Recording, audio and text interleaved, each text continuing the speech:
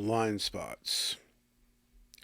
And why beholdest thou the mote that is in thy brother's eye, but considerest not the beam that is in thine own eye? Matthew 7:3. That's the classic King James Version, which some people find confusing. Here's the New International Version of the same biblical verse. Why do you look at the speck of sawdust in your brother's eye and pay no attention to the plank in your own eye? And this is a quote from Deep Survival by Lawrence Gonzalez. Stress was eroding his ability to perceive. He saw less, heard less, began to miss important cues from his environment. Blind spots are the greatest generator of tragedies in human experience. Violence to self and others almost always occurs in a state of eclipse by one or more blind spots. This card challenges you to locate your own blind spots and those of people close to you. If you don't think you have blind spots, then that is the first blind spot you need to recognize. Even psychologists who specialize in blind spots find themselves frequently succumbing to blind spots. Captain Jacob Van Zanten, the head of KLM's, that's the Dutch National Airline, safety program, was one of the world's most accomplished and experienced pilots with a spotless record. Nevertheless, during a day of acute frustrations, he made the impulsive decision to take off in a foggy, unfamiliar airport without tower clearance. He plowed into another jet, resulting in the deadliest plane crash in human history, ending the lives of 583 people. Captain Van Zanten was motivated by one of the most classic blind spots, loss aversion. Many studies show that people are far more motivated by preventing losses than achieving comparable gains. And they show these with mathematical precision when they ask people, would you rather hold on to such and such amount of money versus gamble on this and that kind of thing. Loss aversion keeps someone at the casino table trying to recoup losses until their life savings are gone. On the day of the crash, March 27, 1977, Captain Van Zanten's excellent on-time record was being threatened by a series of mishaps. His co-pilot, who warned him that he did not have tower clearance to take off, went along with Van Zanten's impulsive decision because of another classic blind spot: the tendency to override your own better judgment out of deference to a person of authority. And based on that incident, they changed the power dynamics between pilot and co-pilot and a bunch of other things. What are some of the other most classic blind spots? Planning fallacy. The tendency to underestimate task completion times. Most things take 3 to 4 times longer than I think they will. Need for closure. Studies show that creative people are better able to live with ambiguity, but many cannot bear it.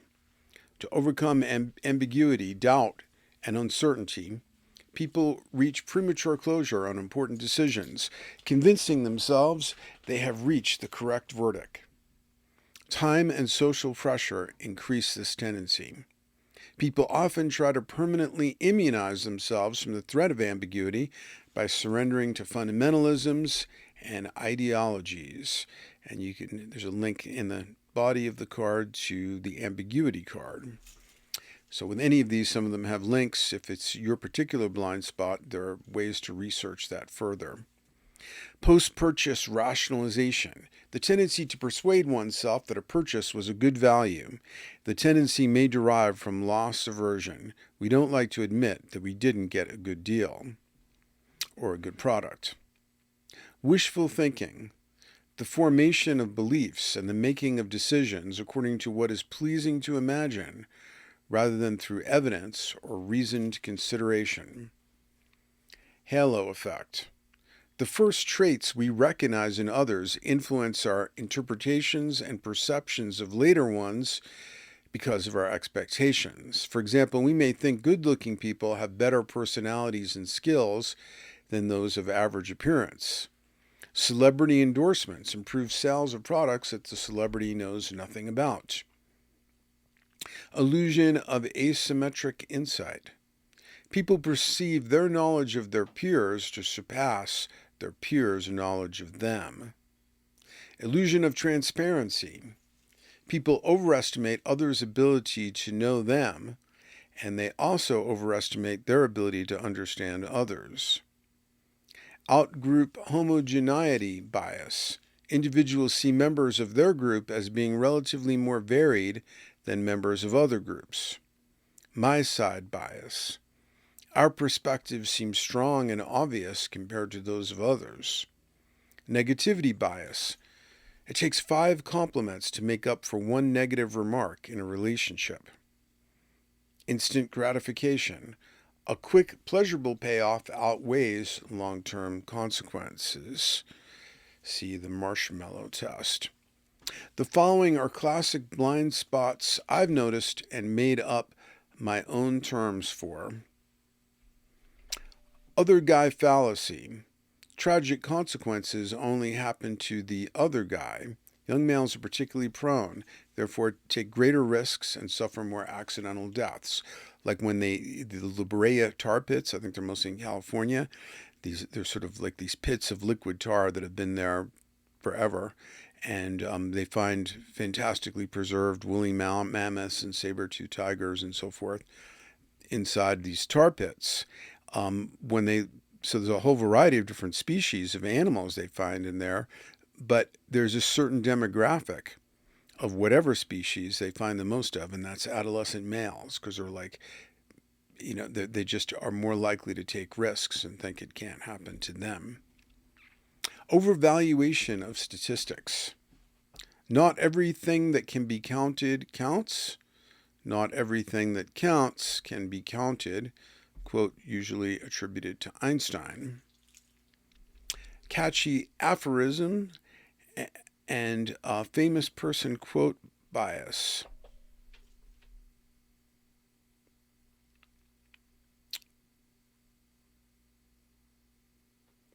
I hate quotations. Tell me what you think, said Emerson. Not everything you read on the internet is true. Abraham Lincoln said that. Aside from the fact that so many famous person quotes are falsely attributed or fabricated, many catchy sayings fail as soon as you actually think about them. I love to quote aphorisms, but some don't hold up when you think them through. Particularly awful are shadow-denying ones that directly contradict human psychology and experience, though you'll hear them endlessly repeated. For example, sticks and stones will break my bones, but words will never hurt me. Of course they hurt you. Okay. Time heals all wounds. Tell that to an amputee. Inane affirmations such as, every day in every way I'm getting better and better. That's probably the most famous affirmation of all time. Emile Coué said that. Ever hear of aging or dementia, Emile? You create your own reality. See Dynamic Paradoxicalism. The link is there, where I go through a whole thing on that, because the other side of that it is a reality formation vector, but the other side of it is outside reality creates you. God only gives you the burdens you need to bear. 12-step groups. Don't ask me to be the one to explain that to a baby dying of AIDS. The special occasion fallacy. Almost any occasion can be interpreted as either stressful or celebratory and declared a special occasion. Special occasion, once the special occasion label is applied, we can suspend disciplines. Trying to fix something at the same time. And allow unwise indulgences. For example, studying for finals is a special occasion, so I'll allow myself to eat all the ice cream and pizza I want. The antidote: every day seems like a special occasion. I need to eat now in a way that would be suitable to set as a pattern of lifelong eating. So this would really is a corollary of Kant's categorical imperative that you should act in a way that would set the example for others, that in society would work well if other people acted the same way you did. If you're acting in a way that carves out a special exception just for you, then it's quite questionable. Food is merely one example. The special occasion blind spot can riddle a lifetime the way holes riddle Swiss cheese.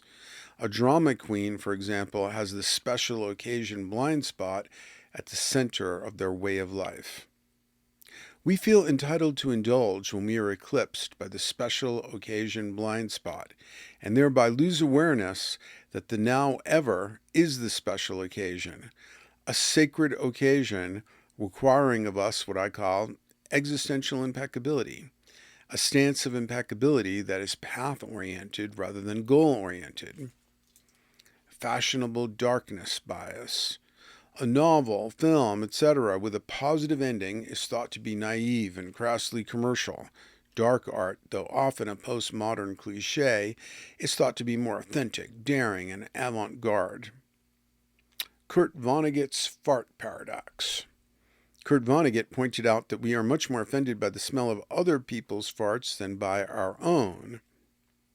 In other words, we overestimate the annoyingness of others while underestimating how annoying we might be. For example, we're offended by the banality of someone's loud, oblivious cell phone conversation, but don't notice when we intrude our cell phone conversations in public places. The I fallacy, as in the letter I. We always refer to ourselves as I when most people present a revolving cast of often very different subpersonalities. You could see the aspects of the self card linked there in the body of this card. Attraction paradox. We expect other people to be attracted and love us for who we really are, while our romantic attractions largely depend on appearance.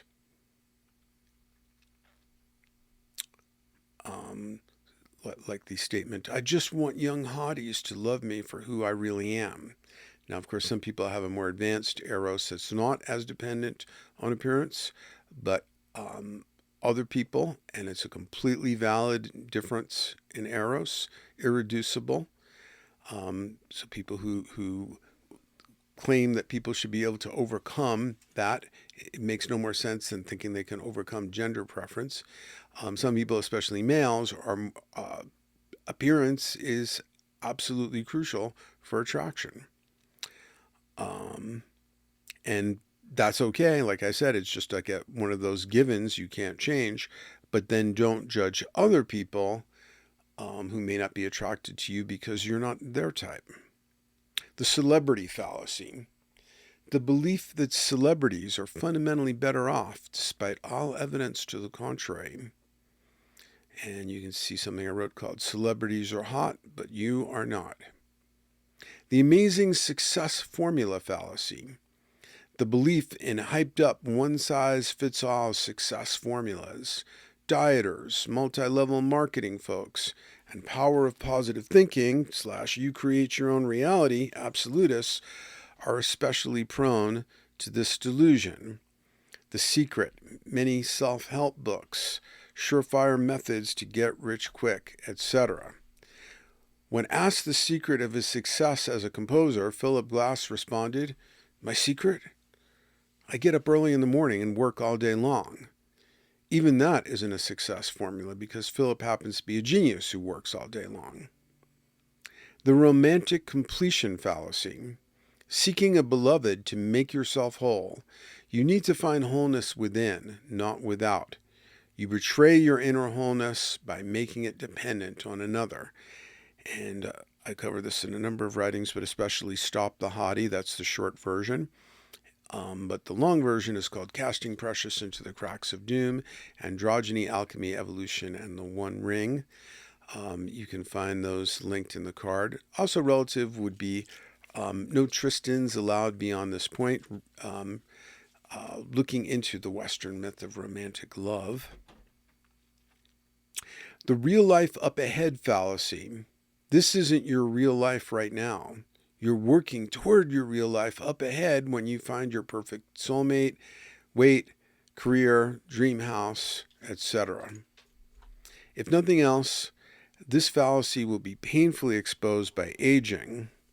The antidote, what I call existential impeccability, where you're trying to be impeccable in the moment, not to achieve a future result, but just because that's like the way to be at all times in the now ever. The star fallacy. I recognize myself as the star of my movie, but failed to recognize other people are the stars of their movies. Consider this an auspicious time to become more aware of how you and others are affected by blind spots. And special note, this card invites your participation. What blind spots have you noticed that I'm not mentioning here? I would like to add some of the blind spots you've discovered to this document. If you give a personal example, I won't use that without permission.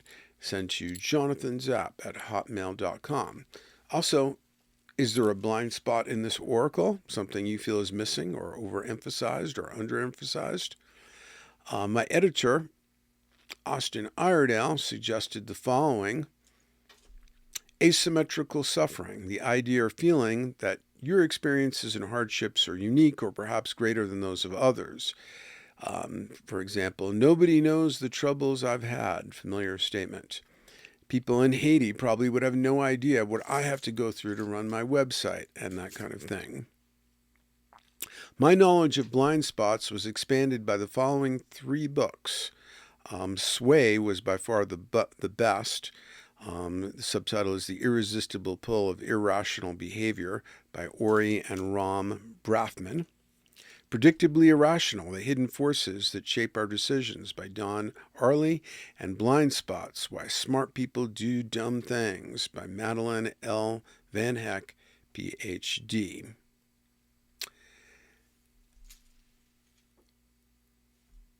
Try to see your blind spots.